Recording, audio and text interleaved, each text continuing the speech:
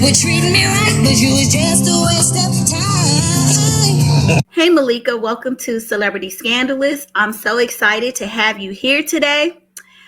So let's just jump right into it. I know a lot of people remember you from making the band, but before we get into all of that, just introduce yourself and give me your history of why they call you Malika, Queen of the Bay. Hey, what's up? It's Malika, Z Queen. So I actually officially retired Queen of the Bay. My name means Queen. Malika means Queen, and so I'm a Bay Area native. I'm from Oakland, California originally, but I've been living in New Orleans now for almost 10 years. I'm a world traveler. I don't live in the Bay Area no more, so I felt like it was just time to retire Queen of the Bay because I'm not in the Bay anymore. You know, I was in the Bay, I was everywhere in the Bay. Shout out to the Bay, but now I am Z Queen, Z Queen, just Z Queen. So okay, okay. What would you say? You want me to tell you? Yeah, I was asking you the Queen of the Bay, where that originated from, because I do know you're a Bay Area girl. Yes, East Oakland. Started, way with my roots. I had a group called the Oaktown Girls back in the day. My sister, my best homegirl, Cicely, we was everywhere in Oakland. So that's kind of where it came from. Like, I've lived everywhere in Oakland. I'm very known in Oakland. I love the town. I'm always keep my collar freshly popped, but I did have to retire Queen of the Bay and let somebody else have that. But I'm just Z Queen now, and I'm rolling, having a good time, living life, loving life. Okay, so you gave us a little history of your singing career and everything. So now let's kind of get into what a lot of people want to know about. I remember you from making the band. Yes. So can you tell us a little bit about your history and experience with P. Diddy and on making the band? Making the band was a very good experience for me. Prior to making the band, I had done a lot of different things. So a lot of people knew me for making the band just because it was popular on MTV. I would say that was like my first, I guess, national television recognition, but I had done so much more way before that. A lot of people don't know that back in the day, I used to perform with, well, I didn't perform a lot. I mean, don't let me put it on too thick.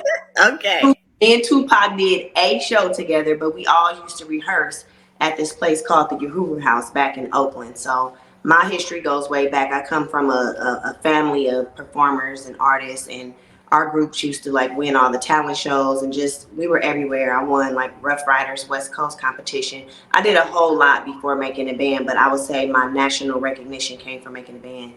Um, Making a band was a great experience for me. You know, with all of this controversy and things that's going on right now, I can say that I don't have that negative feedback. Being on Making the Band really strengthened me. I grew a lot from that. I learned a lot. I was able to work with like Doc Holliday, Lori Ann Gibson, working with a lot of cool people. Diddy was very tough on, but I would say being on that show, I probably honestly haven't worked that hard since. Like, he really pushed us to our limits, and it's an experience that I value. And for him, with the hard work ethic and people that he's put out, and the great things that he's done as far as the music is concerned, I learned a lot from that experience.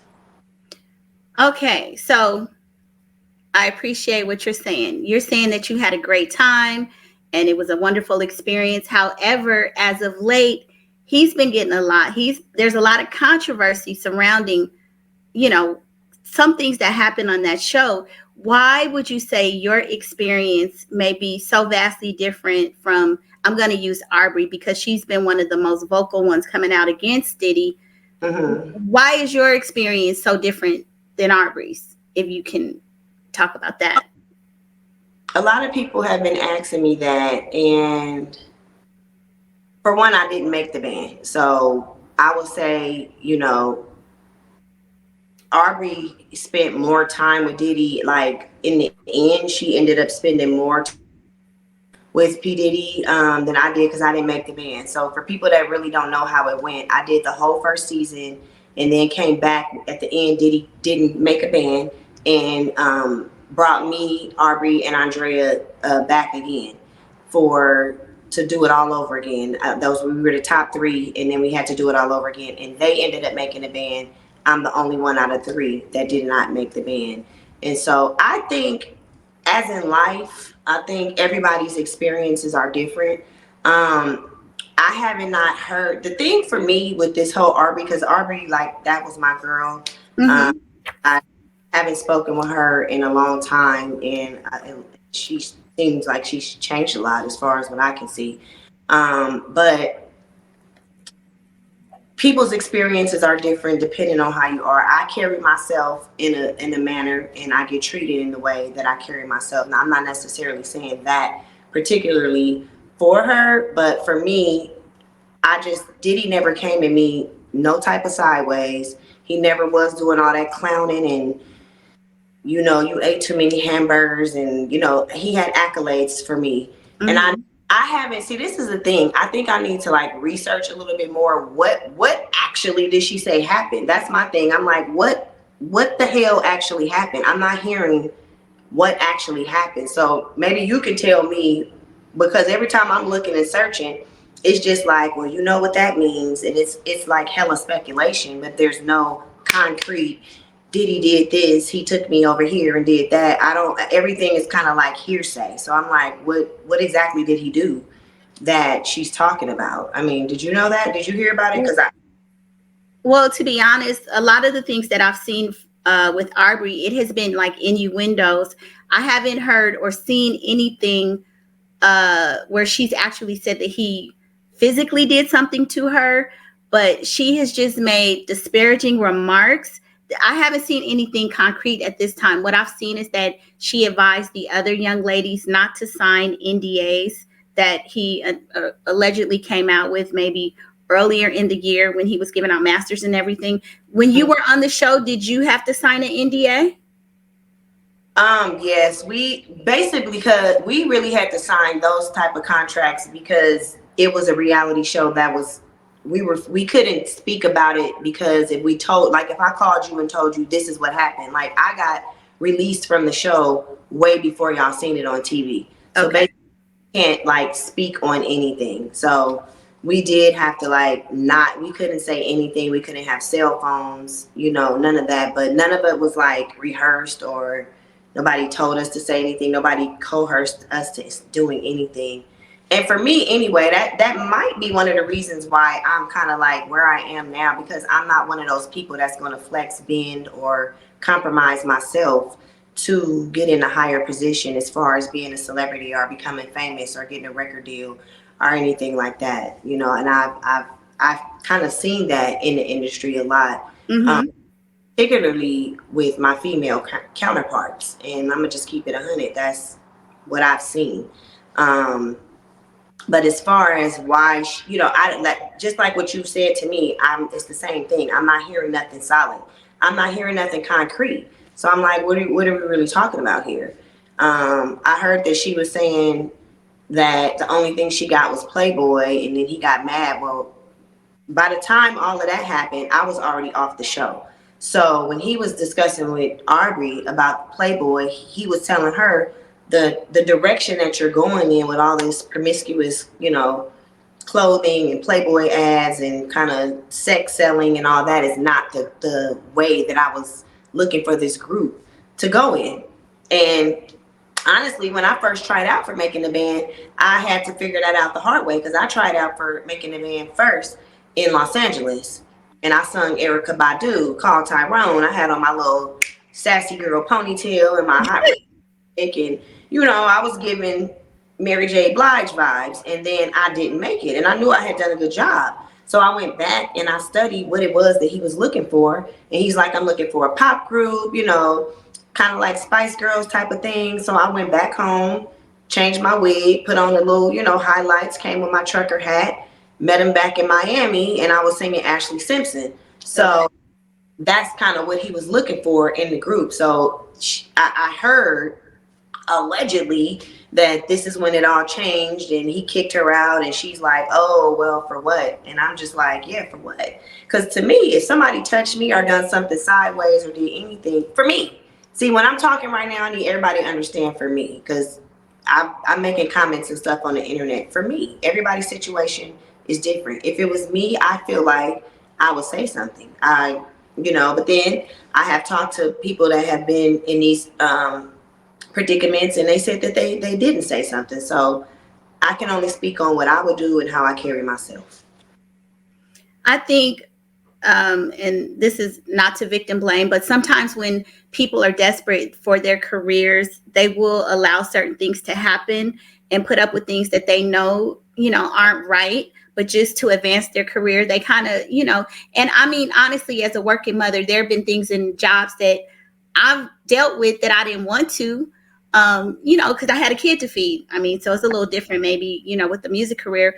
But I do recall seeing Aubrey from the show, because I did watch the show when you were on. Is she always I felt like she was the one very, very hungry to the point of kind of throwing herself at Diddy. That's what I saw. Now, I'm not saying that's the case, but that's what I remember. Your eyes probably wasn't deceiving you.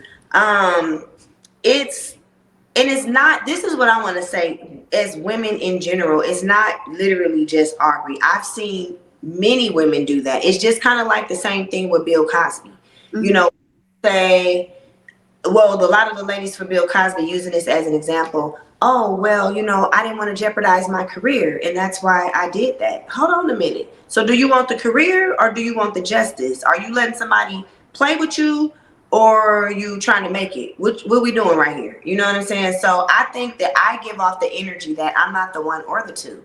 I've never, put myself in a position to feel like somebody's going to use me or my body or play with me or come at me any type of sideways so I can get a record deal, which is probably why I ain't got a million records sold. But that's okay, because you don't hear my tummy. I gets my money. I'm still, a successful business owner.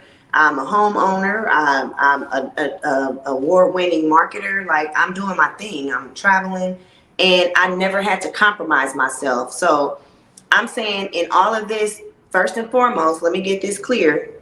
Why we getting this out? Because like you were saying, a lot of people have been coming for me in the comments, like on Instagram and stuff. What I'm saying is, make sure that you're not selling yourself for the price of fame, and then after you get it, or it's going dying down, then you want to cry victim. Because I can say what I have seen with my own two eyes, not just from making the band, in general, from being in the industry, how women are very, promiscuous when trying to make it, or doing certain things to make it. Do what you got to do to get where you got to get. And if that's, look, I ain't knocking your hustle, but if that's what your hustle is, don't cry out later on and become a victim. That's all I'm saying. And to anybody, I'm not condoning rape. I'm not condoning, anything that's negative towards a woman. But what I am saying is making sure that you keeping your womanhood up to a certain standard, so you're not presenting yourself as someone that can be used in that manner. Because I feel like I carry myself in a certain manner where you're not coming to me like that. And that's just period. It's interesting you say that, because you are from Oakland. And I saw an article a few years ago when things first started coming out about Diddy, and people were saying, well, did he ever do anything to Keisha Cole? And Keisha Cole said the same thing, again, an Oakland girl. Nah, he never came at me like that. So I don't know if these men, if they see a particular person with a certain vulnerability. I don't know. Now, Yeah. I mean, I've seen it a lot, and I mean, like, I don't ever want to feel like I'm bashing women or anything like that, but like how women get a name of groupie or whatever the case may be, it happens a lot, and I've seen it with my own two eyes. So that's why when people asking me, I didn't see Diddy with my own two eyes doing this, but I have seen women throw themselves in positions to get to a next position, and using, your body or your sex appeal or whatever it is that women do. I mean, like they say, sex sells. yeah. But if you selling sex, sell sex, and don't say nothing about it when it's time to cash out. Well, at the time that you were on making the Hmm. band, and any time like right before or after, did you ever hear any of those rumors about Diddy? Did you hear things? I never, Even I never did. okay. and I never did. Like the whole time, honestly, I feel like when we was on Making the Band, Diddy, I feel like he was really busy at that time. I think the second time around that he probably was more involved, but he was always very professional. Now he was tough. Diddy was hella sarcastic. He really had slicks things to say. You know what I mean? Like y'all seen him on TV saying like he say some outrageous things sometimes, but I would say never towards me. I'd be like, ooh, it never happened towards me. But I would say the time that I was there, I never heard none of those rumors. I mean, I heard whispers like, we all women. So I ain't gonna lie, shit. If Diddy damn near would have tried to talk to me, I probably would have been with it. I wouldn't have sold myself for that. I probably would have genuinely had a connection with him because he's a dope guy to me. And again, we in America, we supposed to be innocent until proven guilty. And I feel like people are crucifying this man right now. People are literally crucifying Diddy before we even know 100% for sure that this is actually what happened. So I wanted to definitely come out and speak up and say that was not my experience. Now, some people are going to jump on the bandwagon and say, oh, she's just saying that because she hoping to have another opportunity with him. What would you say to that? I don't need an opportunity with Diddy. I got my own opportunities. I had my opportunity with him. I make my own opportunities. Like I said, you don't hear my tummy. I gets my money. So, you know, I feel like if I could been reached out to Diddy and done some other things with him. I see, this is the thing with me. I am from the town. I've been a hustler way before making the band. Of course, I would love to, maybe do some things or go on a joint venture. And hey, if Diddy hear me speaking out, I'm just real, and I'm not trying. If I was really trying to ride the bandwagon, I would be saying that he touched me and I was trying to get, because obviously, I'm gonna tell you right now, hella people are calling me hoping that I'm going to say something negative. So in reality, if I was actually trying to get something and capitalize off of the moment, I would be saying, yeah, he touched me. Yeah, he did this. Or yeah, I would be saying riding that bandwagon because it looks like, people are getting a grand opportunity by talking negative about him. And I can say this, when I got off the show originally, I would get more interviews if I was willing to talk mess about Diddy. And I'm just like, well, I didn't really have nothing to say like that. Like, yeah, I didn't make the band, but I didn't have that experience. And I'm not about to sit up here and say something that wasn't my reality. But you feel me? I'm still here. I'm making it. I'm doing well for myself. I'm traveling. I'm eating. I'm blessed. I'm thankful. So if he hit me back, if he don't, I'm good.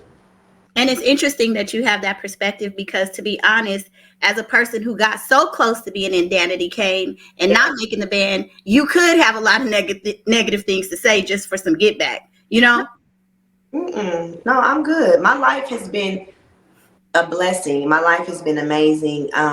From being on Making the Band, actually, I'm still very thankful because there's so many opportunities that have come just from me being on that show. People come up to me today still and thank me or want to take a picture with me. Like, and this is years ago, so I'm still very thankful for the opportunity and the experience because I've been able to live my life and still capitalize off of that one particular moment.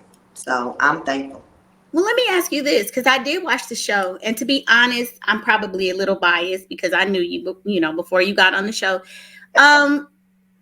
I thought you should have made the band. Do you know why, or what are your feelings about why you really didn't make it? Now, some people are saying because you were a little older than some of the other girls, but I just felt like, in terms of the talent, you should have made the band. Period. I feel like I should have made the band too.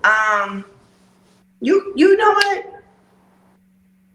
It was his choice and his decision. I think honestly, if Diddy would have got to know our clique a little bit better, Danity Kane might be together right now. Because like that should have made the band. Marty, Eileen, Francesca, me, and Aubrey was in my band too. I feel like us as a whole, I still talk to all of those girls still. We still, get along, and a lot of those girls are still doing their thing. But who can say? You know what I mean? Like, it is what it is. Like, I did what I did. God, I always say one of my best slogans is God is the best planner. So what's meant for me will be for me, and I'm still here. I'm still making it. I love that vibe. I love that you're still making it, and that's, you Oh, know, that's the truth. Because what's for you is for you. And to be honest, considering everything that's being said now, probably maybe good that you didn't. You know, seriously. no. I mean, now I ain't gonna lie. I would have loved to say I sold a million records and went on tour. So when people say, "Girl, you dodged a bullet," girl, nah, I would have liked to do it, but I'm not resentful. I'm not like upset. I'm not, you know, mad that Actually, I was a little like, damn, because I went through so much, and I was, I put a lot into it, and I just felt like if he would have probably looked into us a little bit more, we would have been more. I don't even want to say we would have been more. It was just we was cool at that time. It is what it is, and it's all good.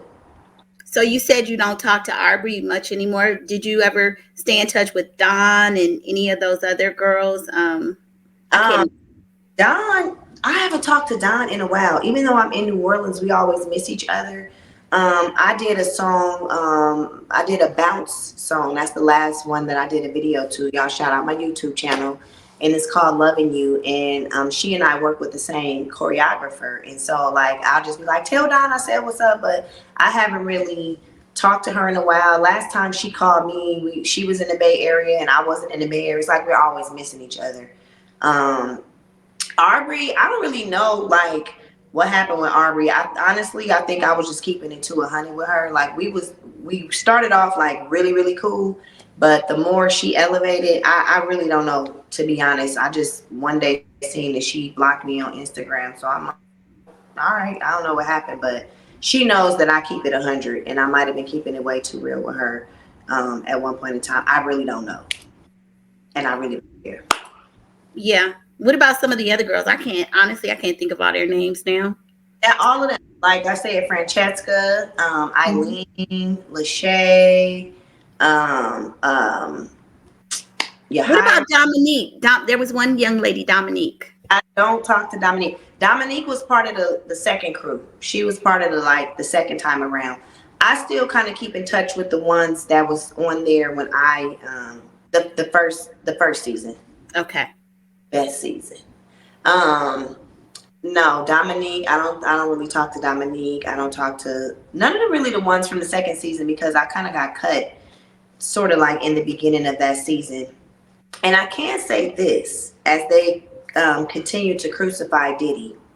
You got to think, I come from like a revolutionary family, Black Panthers, Nation of Islam, all of that. And I know when I was in King magazine, and I can say this now, I didn't realize that it was taboo to like speak of Minister Louis Farrakhan, our leader and teacher.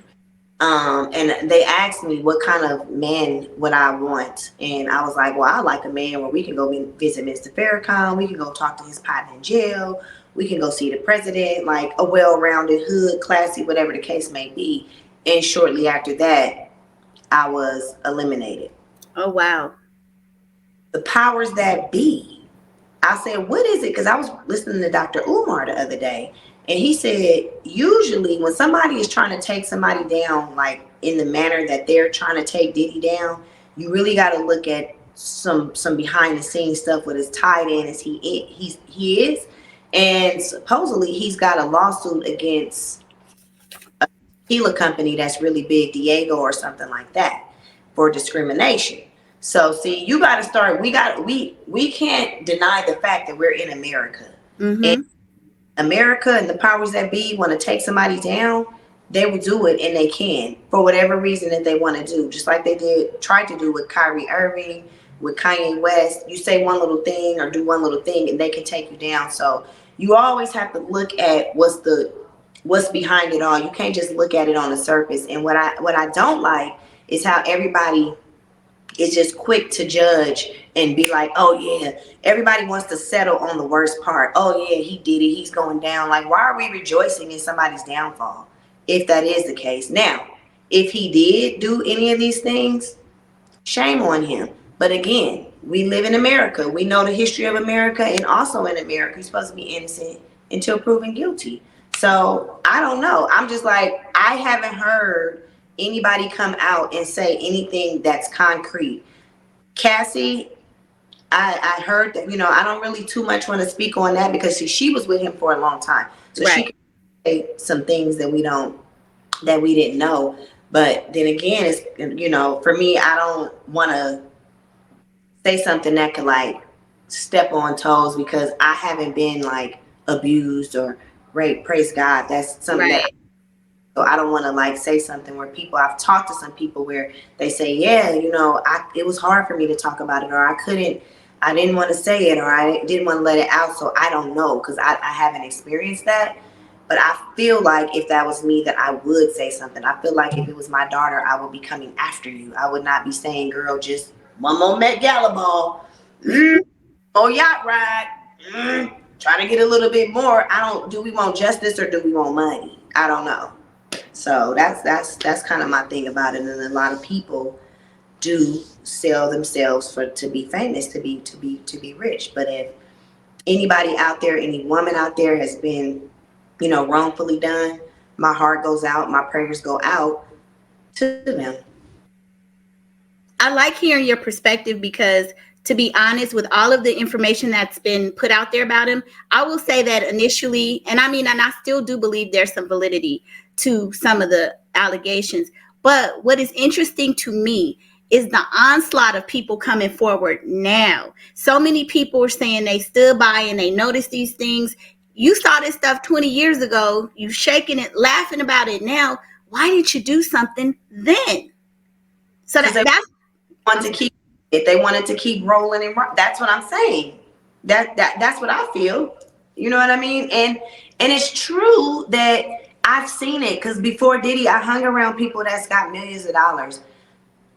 Women and men let a lot of stuff slide and go because they're in the presence of somebody that they feel can do something. So, and then the person that is in the position of power does act a certain way because they know that you're going to allow it. I've been around bosses before that they came at me and I'm like, excuse me, what? And they're like, oh, damn, this girl ain't going to let me come at them like her like that. No, I'm not. And you actually end up getting more respect when you kind of put your foot down, to be honest. But, it's just the way it goes. And when you start hanging out in them circles, you see it a lot. Yeah, I mean, I'm hearing some of these men come forward now saying all the stuff that he did, and it's just amazing to me how they sat back quietly when you have daughters yourselves talking about liquor being spiked. I mean, what? And you didn't do? I mean, even if you didn't turn them in, did you not say this is not cool? Knock the pour the bottles out. These guys are saying they actually still drank it, but left the other bottles for the women. So I just don't understand that mentality. I really don't. Yeah. Well, I guess because I've been in it, like I've been in it and I've seen it. I don't necessarily understand it because I never was so thirsty to make it. Right. So we're hearing a lot of stories about, different people that stood by and watch. Did you ever have an opportunity to meet his some of the women in his life, Misa, Kim Porter, any of those women, or were you guys just sequestered into the making the band kind of house? And I actually met Kim Porter not with Diddy though, like just being on the scene in Atlanta. I've hung out with her indirectly, not like, oh my Kim, what it do? It's right. me and her was at a party in Atlanta, and this is how I met her. And she's so beautiful in person. Like her photos doesn't do anything for her. Her and I were won for the best high heels that night. Whatever shoes that she had on and I had on, we apparently had on the best high heels that night wherever we were. And they gave us some type of gift, and then from there we was just chopping it up and hanging out and talking that night. And indirectly, just being on the party scene, I would see her, but not to where I can say it was anything like that I would really be able to speak on for real. Okay, so you didn't know her like as Diddy's girl or nothing like that. It was just her independently. When we was on making the band, I think it was more like him and Cassie anyway, Oh but I wow. always there, Kim was Hmm. Kim was Kim. What about Misa? I never. I think I might have seen her in passing too. Maybe in Atlanta, but definitely Kim Porter. None of those women have I met or hung out with. Mm-mm. Well, I know you've been about the in and around the music industry and rubbed elbows with a lot of these people. Is there anybody else that was part of the making the band that we didn't see? I mean, we hear about Lori Gibson and that it was, some stuff happened on the set, violence and stuff. Like, did you experience any of that? I mean, I'm not talking about the, essay stuff, but, Um, the only thing is that Diddy is just like a hell of a no nonsense guy. You know what I mean? For me, my mom was an actress.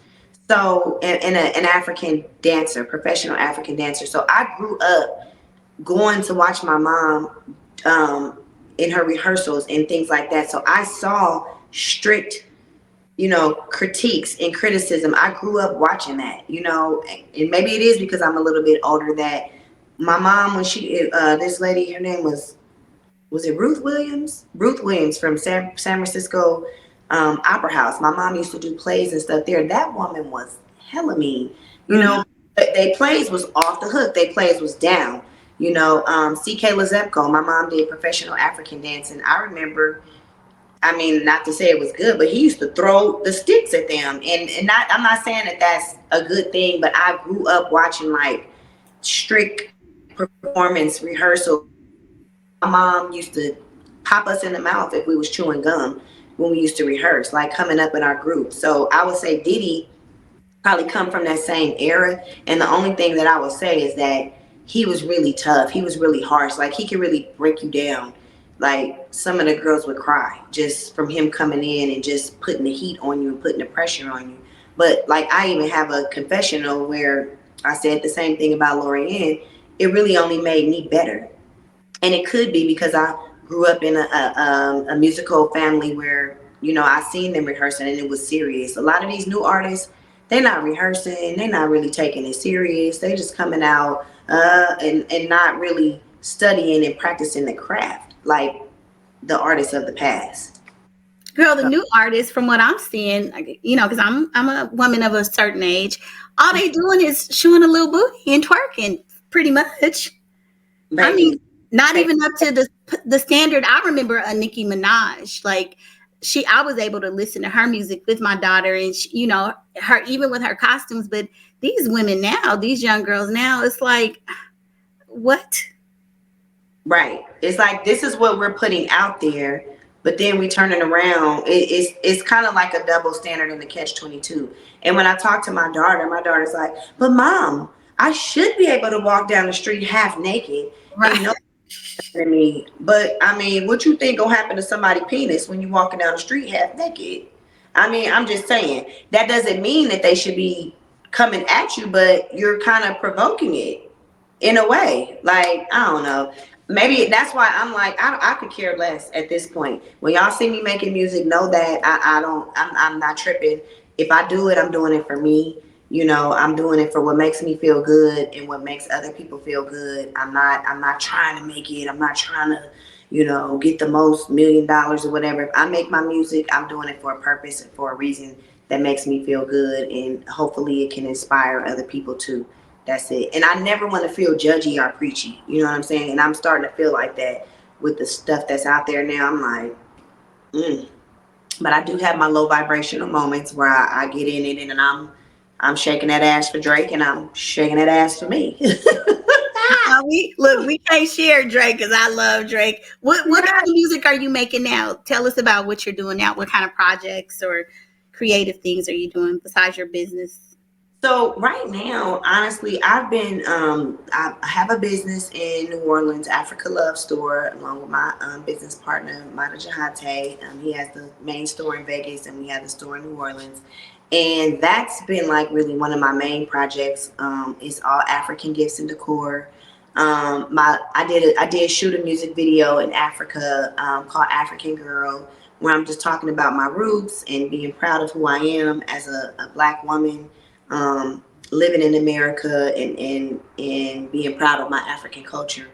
Um, and then I have another bounce song that I did in New Orleans called "Loving You." So my music now is just kind of like whatever I'm going through or what I'm feeling. And honestly, I haven't been as musical. Like, I'm going through my meditative. I'm getting more into my Malika, strengthening power, just meditating, getting into my Zen. I do marketing as well. I've been living in Florida, back and forth from Florida to New Orleans, different parts of Florida, and just waking up on the beach every day, praying every Wow. day, soaking in the sun, um, traveling with my daughter, traveling with my family, and just living life, loving life. That's my motto. That's what I've been up to. After making the band, I did start one of the very first podcasts ever. So I'm going to get back onto my podcasting and documenting my travels. I did a documentary on soca music in Trinidad. I did a workout DVD. I'm type of person, when I think of something I want to do, I want to go for it. We only have one life to live, and it don't make no sense to be disgruntled, unhappy, and doing things that you don't like doing. So I'm always in search of a new venture that can make my spirit and my soul feel amazing. That sounds beautiful. Tell us your YouTube channel. Shout out any way that people can connect with you or see your work or your business, all of that. And I will definitely post it as well. But just give a little spiel about So all of it. Queen Malika ENT, and you can see all of my videos and things that I've done there. My Instagram is Malika ENT. I'm extremely weak on Twitter. I think I'm Malika ENT. I need to get on TikTok too, so I all the TikTok stuff. But I'm really very, active on my Instagram, and I want to get more so into my YouTube. So y'all look out for my YouTube. I have a nonprofit organization from Senegal. It's called Degel Sunubab, and we give back to the community in Africa. I've done restoration. Not I. It's a whole group in Africa. Restoration on the schools out there. We do community feedings, water wells.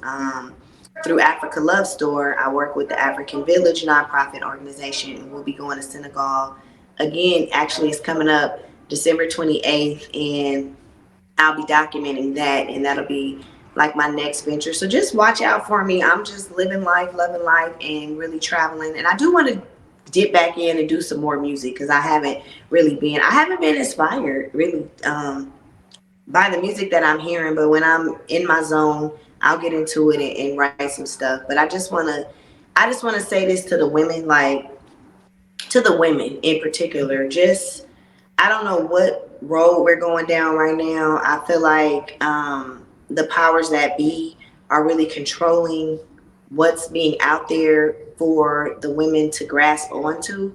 Where are the Lauryn Hills? I know they're out there. Mhm. So don't give up on that kind of music, like positive music. Everybody, I'm not gonna knock the twerking and all of that, because y'all doing what y'all do.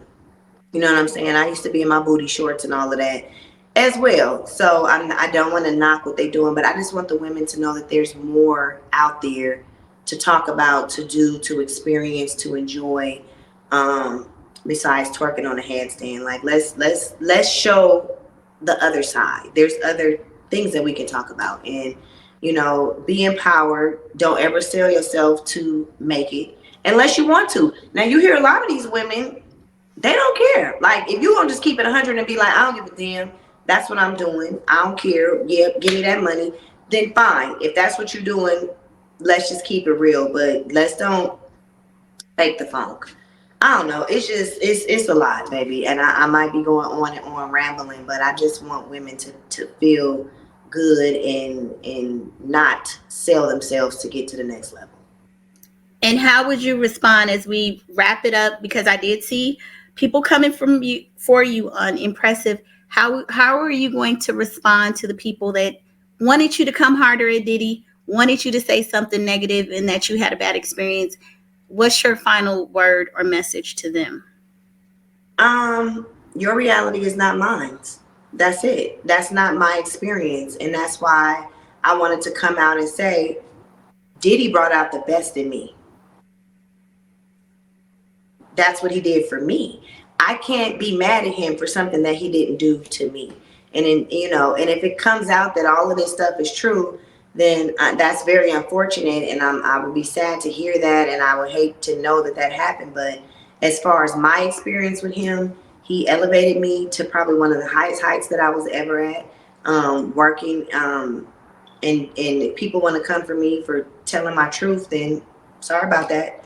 I'm gonna always keep it real. And if y'all think I'm trying to like kiss up to him or something like that, it would be quite the opposite, because I feel like if I was speaking out and being negative towards Diddy, I would have been all over every blog and everything right now for saying, like, for agreeing what the trajectory is that's being put out there right now. So that's not my reality. And in life, I strive to settle on the best part of anybody. We all have things that we can do better in life, but I strive to settle on the best parts. And there was a lot of great things that came out of working with Diddy for me.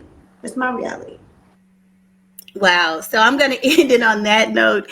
And I'm going to say, Malika, you are still the young lady that I remember years and years ago, always down to earth and keeping it real, girl. Yeah, right. That's what I remember about you. So,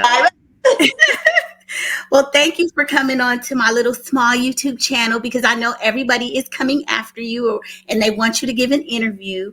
So hopefully, I know the other side of Malika, the other side of making it on the band of the athletes and all of the other stuff. So maybe we'll get a chance to talk about that. Oh yeah, we can come on. And you knew I was the elbows before Diddy. That's what exactly. That's what I'm saying. It's a lot of other.